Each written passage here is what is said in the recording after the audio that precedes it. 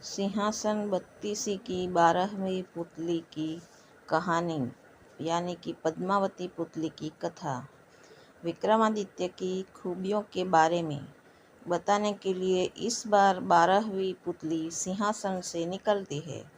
वह राजा भोज को राजा विक्रमादित्य और एक राक्षस की कहानी सुनाती है।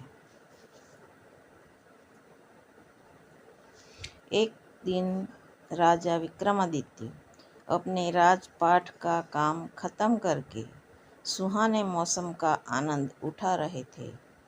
तभी उन्हें एक महिला की चीख सुनाई दी।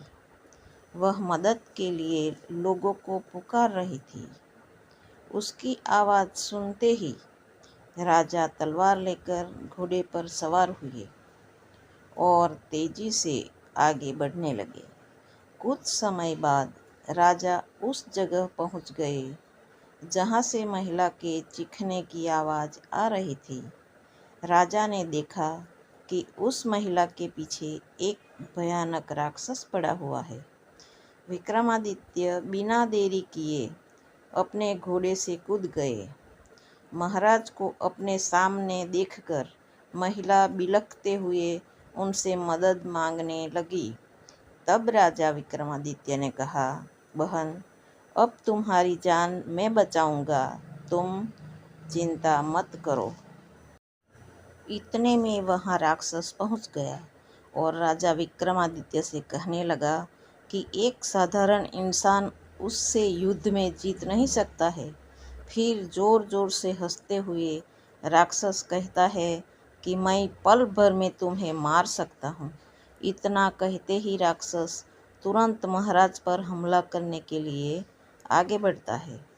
राजा विक्रमादित्य राक्षस को चेतावनी देते हैं, लेकिन राक्षस ने उनकी एक नहीं सुनी। तभी विक्रमादित्य तलवार से राक्षस पर हमला कर देते हैं। राक्षस ने खुद को तलवार के हमले से बचाया और युद्ध करना शुरू किया। महाराज विक्रमादित्य काफ़ी चतुर थे, इसलिए उन्होंने पहले राक्षस को थकाया, उसके बाद राक्षस का सिर काट दिया। फिर सिर कटने के बाद राजा को लगा कि राक्षस मर गया, लेकिन तभी उसके शरीर पर दोबारा कटा हुआ सिर जुड़ गया। साथ ही जहां उस राक्षस का रक्त गिरा था, वहां से दूसरा राक्षस पैदा हो गया। यह देखकर राजा विक्रमादित्य हैरान हो गए। फिर दोनों राक्षसों ने महाराज से लड़ाई करना शुरू कर दिया। सबसे पहले रक्त से जमा हुआ राक्षस राजा पर हमला करता है। राजा चतुराई से उसके प्रहार से बचते हुए अपनी तलवार से उसके दोनों हाथ और पैर काट देते हैं। अपने साथी राक्षस को दर्द से तड़पता हुआ देखकर दूसरा राक्षस उससे लेकर वहां से भाग जाता है। राजा के पास उस दूसरे राक्षस पर हमला करने का मौका था, लेकिन राजा ने सोचा, पीठ दिखाकर भागते हुए राक्षस पर हमला नहीं किया जाना चाहिए। इसके बाद राजा सीधे उस महिला के पास चले गए। विक्रमादित्य ने उससे कहा, राक्षस डर कर भाग गया है, तुम मेरे साथ चलो, मैं तुम्हें तुम्हारे माता पिता के पास पहुंचा दूंगा। तभी वह महिला कहती है, अभी खतरा टला नहीं है, क्योंकि राक्षस मरा नहीं, सिर्फ भागा है, वो दोबारा से आएगा। उसकी बातें सुनकर राजा ने उसका नाम पूछा। महिला बताती है, वह सिंहूल द्वीप में रहने वाले एक ब्राह्मण की बेटी है।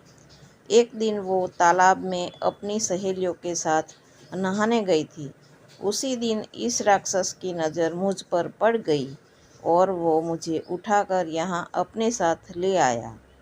वह मुझसे शादी करना चाहते हैं, लेकिन मुझे उस राक्षस की पत्नी नहीं बनना है। यह सुनकर राजा उस ब्राह्मण पुत्री से कहते हैं, मैं उस राक्षस को मारकर तुम्हें उससे आज़ाद कर दूंगा। फिर विक्रमादित्य ने उससे राक्षस के बारे में पूछा कि वो दोबारा जिंदा कैसे हो रहा है। तब उस महिला ने बताया, राक्षस के पेट में एक मोहिनी रहती है जो तुरंत उसके मुंह में अमृत डाल देती है, इसलिए वह दोबारा जीवित हो जाता है। लेकिन वह रक्त से जन्मे दूसरे राक्षस को अमृत नहीं दे सकती है, इसलिए उसके रक्त से जन्मा राक्षस दर्द से तड़प रहा था। फिर राक्षस ने स्त्री से मोहिनी के संबंध में पूछा, लेकिन ब्राह्मण पुत्री को उसके बारे में कुछ मालूम नहीं था। मोहिनी के बारे में सोचते हुए विक्रमादित्य पास के पेड़ के नीचे आराम करने लगे। तभी उन पर एक शेर ने हमला कर दिया। शेर के पहले हमले से राजा के हाथ पर चोट लग गई। जैसे ही शेर ने राजा पर दूसरा हमला किया, महाराज विक्रमादित्य ने उस शेर के पैरों को पकड़कर उसे दूर फेंक दिया। तभी शेर अपने राक्षस रूप में आ गया। यह देखकर राजा समझ जाते हैं कि यह मायावी राक्षस है जो छल से मुझसे हराने की कोशिश कर रहा है। राजा तेजी से राक्षस के पीछे भागे और उससे युद्ध शुरू कर दिया। लड़ते लड़ते जब राक्षस थक गया, तब राजा ने अपनी तलवार से उसके पेट पर हमला किया। राक्षस दर्द के कारण चिल्लाने लगा। इसके बाद विक्रमादित्य ने उसके पेट को तलवार से काट दिया। पेट के फटते ही मोहिनी उससे बाहर निकलती है और अमृत लाने के लिए भागने लगती है। इस देखकर विक्रम अपने बेतालों को बुलाकर मोहिनी को पकड़ने का आदेश देते हैं। काफ़ी देर तक अमृत न मिलने की वजह से राक्षस तड़प तड़प कर मर जाता है। फिर महाराज विक्रमादित्य उस मोहिनी से पूछते हैं कि तुम कौन हो? मोहिनी बताती है वह भगवान शिव की एक भक्त है जिसे उसकी गलती के वजह से राक्षस की सेवा करनी पड़ती रही है। अब वह श्राप मुक्त हो गई है। इतना सुनते ही राजा अपने साथ मोहिनी और उस ब्राह्मण पुत्री को महल लेकर जाते हैं। महिला के माता पिता का पता लगाकर महाराज उसे उसके घर सकुशल पहुंचा देता है। उसके बाद राजा मोहिनी से शादी करके खुशी खुशी अपने महल में रहने लगते हैं। यह कहानी सुनाने के बाद 12वीं पुतली राजा भोज से पूछती है कि क्या आप में है राजा विक्रमादित्य जैसे गुण, और फिर वहाँ से उड़ जाती है। इस कहानी से यह सीख मिलती है कि लोगों की मदद करने से बड़ा कोई धर्म नहीं होता है और किसी तरह का काम मुश्किल नहीं होता। बस थोड़ा सोच विचार कर कदम उठाना पड़ता है।